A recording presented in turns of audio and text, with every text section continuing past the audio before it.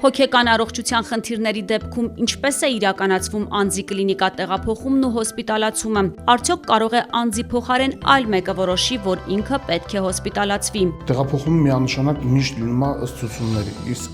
կանչ տալու իրավունք ունեն իհարկե քաղաքացին կարա դիմի ոստիկանություն, որ խանգարում է,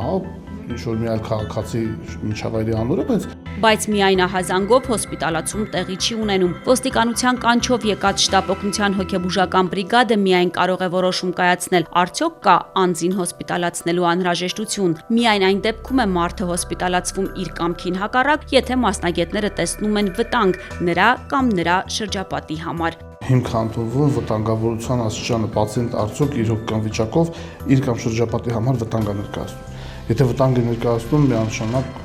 հոսպիտալացումը, որպեսզի կանխարգելվի վտանգը։ Իսկ երեխաների եւ դեռահասների դեպքում հոսպիտալացման համար պարտադիր է ծնողի կամ խնամակալի համաձայնությունը։ Հոգեկան առողջության խնդիրը նույնքան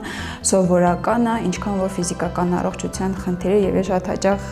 երեխաների ծնողներին ասում են, թե երեխան գիպսով քայլում է, բոլորը գիտեն, որ ձեռքը կոտրված է, հիվանդանոցում պառկել է, ուղղակի ցույց է տալիս, որ երեխան ունի հոգեկան առողջության խնդիր,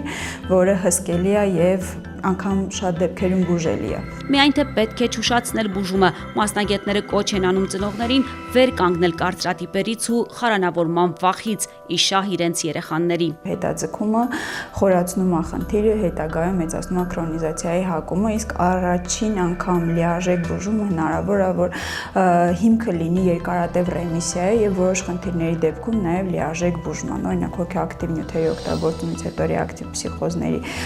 հոսպիտալիզացումը հետագայում նվազեցնում է հավանականությունը կյանքի ընթացքում փսիխոզ ունենալու։ Մեծահասակների դեպքում վերջերս շատ են դեպքերը, երբ քաղաքացիները իրենք են դիմում կլինիկաներ ստացիոնար բուժման, հատկապես եթե տվյալ քաղաքացին նախկինում արդեն գոնե մեկ անգամ հոսպիտալացված է եղել։ Կրկնակի պացիենտների մանավանդ, երբ որ իրանք արդեն մոտավորապես պատկերացնում են իրենց հիվանդության բնույթի մասին,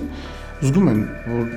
դեպի վատն են գնում, դիմում են բժշկի, ստանում են համապատասխան բուժօգնություն։ Առողջապահության նախարարության Ավան հոգեկան առողջության կենտրոնի մասնագետները նկատում են, ավելացել է ստացիոնար բուժման համար իրենց դիմողների քանակը։ Դա պայմանավորում են թե կլինիկայի շենքային պայմանների, թե սննդի բարելավմամբ։ Բուժանձնակազմի կողմից իհարկե ամեն ինչ արվում է, որպեսզի պացիենտները իրենց մաքսիմալ արժանապատիվ զգան, չզգան իրենց իրավունքների ոտնահարում։ Աստիճանաբար վերաբերմունքը հոգեբուժական ծառայությանը այդ տարիների ընթացքում աստիճանաբար փոխվում է։ Պայմանների լավացման զուգընթաց հոսպիտալացումներից խուսափել ավելի քչացել է պացիենտների կողմից։ Ավելին հաճախ կլինիկաներում ազատ մահճակալ չի լինում նոր պացիենտների համար։ Սա էլ հետևանք է այն բանի, որ որոշ դեպքերում հարազատները հրաժարվում են ստացիոնար բուժումն ավարտած հոգեկան խնդիրներ ունեցող իրենց հարազատներին տուն տանել։ Նրանց մի մասն էլ ընդհանրապես կամ հարազատ չունի, կամ վերադառնալու տեղ չունի։ Հաճախ հոգեբուժական կլինիկաները կատարում են գործառույթներ կապված պացիենտների խնամքի եւ ժամանցի հետ կապված, որոնք ըստ էության չեն մտնում հոգեբուժական կլինիկաների գործառույթների մեջ։ Կրկնակի հոսպիտալացումից խուսափելու համար շատ կարևոր է դուրս գրվելուց հետո արտահիվանդանոցային հետևողական բուժումն ու խնամքը։ Հայաստանի Հանրապետության առողջապահության նախարարություն։